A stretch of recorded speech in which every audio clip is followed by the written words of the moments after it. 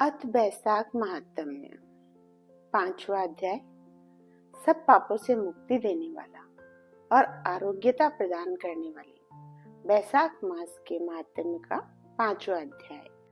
नारद जी कहने लगे, हे राजन, बैसाख मास सब धर्मों, सब प्रकार के तपों, सब महीनों और सब दानों में अधिक श्रेष्ठ क्यों है? सो सब हे महाप्रज्ञ, अब मैं तेरे सामने कहता हूँ, तू ध्यान से सुन। जब सब युगों का अंत होता है, तब सब देवताओं के राजा शेषशायी विष्णु भगवान संपूर्ण लोक और जीवों को अपने उदर में समेट प्रलय के समुद्र में शयन करते हैं और योग माया के प्रताप से अनेक होकर भी एकता को प्राप्त होते हैं। एक दिव्य निमेष व्यतीत होने पर वेद प्रार्थना करके भगवान को जगाते हैं। तब भगवान अपने उदर में स्थित जीवों की रक्षा करते हुए उन जीवों को अपने अपने कर्मों का फल देने के लिए सृष्टि के रचने का मन में विचार करते हैं। तब विष्णु भगवान की नाभि से त्रिलोकी का आधार स्वरूप स्वर्णमय कमल उत्पन्न हुआ। उसी कमल में से विराट पुरुष रूपी ब्रह्मा उत्पन्न हुए। फिर भगवान ने उस विराट पुरुष में 14 भुवन उत्पन्न किए, जिनके भिन्न भिन्न कर्म और आश्रय है। ऐसे अनेकों समूह रचे। फिर सत रज तम 3 गुण, प्रकृति, मर्यादा और भुवनों के स्वामी रचे। तत्पश्चात वर्णाश्रम के विभाग कर धर्म की कल्पना करते हुए चारों वेद, तंत्र, स्मृति, पुराण तथा इतिहास रचकर धर्म की रक्षा के निमित्त इनके प्रवर्तक ऋषि प्रकट किए। इन ऋषियों ने अलग अलग वर्णों के अलग अलग धर्म प्रवर्त किए, जिन पर सब प्रजा श्रद्धा करने लगी। प्रजा अपने अपने आश्रमोचित धर्मों में लगी हुई है या नहीं, यह देखने के लिए साक्षात अविनाशी सर्व अंतर्यामी भगवान चिंता करने लगे। यह वर्षा काल मैंने निर्माण किया।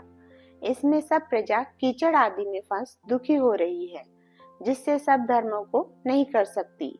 यह देख क्रोध उत्पन्न होता है, मन प्रसन्न नहीं है।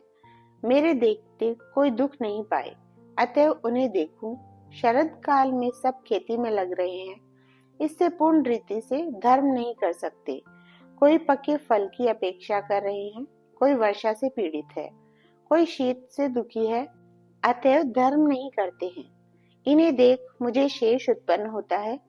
इनकी उल्टी गति देखकर मुझे संतोष नहीं। हेमंत ऋतु में सर्दी के मारे कोई प्रातःकाल नहीं उठता। सूर्योदय से पहले ना उठते देख मुझे क्रोध उत्पन्न होता है। शिशिर ऋतु में भी प्रातःकाल के समय शीत से पीड़ित रहते हैं तथा फसल पक जाने की प्रतीक्षा करते हैं। फिर जो मनुष्य जाड़े के मारे प्रातःकाल स्नान करने के लिए केवल सोचा ही करते हैं, उनका शुभ कर्म लुप्त होता जाता है, जो कभी पूरा नहीं होता।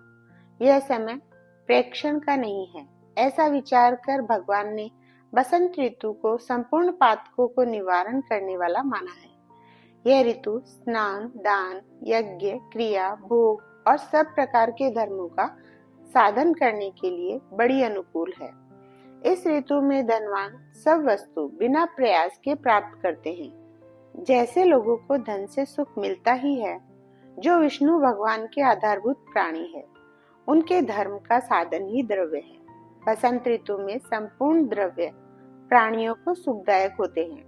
दान योग्य, धर्म योग्य और सब कुछ भोगने योग्य निर्धन, लूले, लंगड़े, व्याकुल और महात्माओं को संपूर्ण द्रव्य और जलादि सुलभ है, इसमें संशय नहीं है। मेरे प्रियजन इन द्रव्यों से अपनी आत्मा का हित साधन करते हैं। पत्र, पुष्प, फल, शाकादि, प्रिय वचन, माला, तांबूल, चंदन, पग धोना तथा नम्रता पूर्वक साधन करते हैं। मैं उनको वर देता हूँ।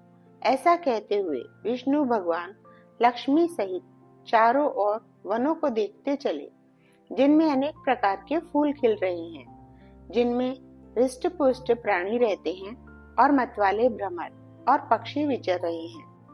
ग्रामवासियों के बहुमूल्य आश्रमों के आंगन, उद्यान स्थल लक्ष्मी को दिखाने लगे। उनकी देवता, मुनीश्वर, सिद्ध चरण, गंधर्व, किन्नर, नाग, राक्षस सब स्तुति करते हैं।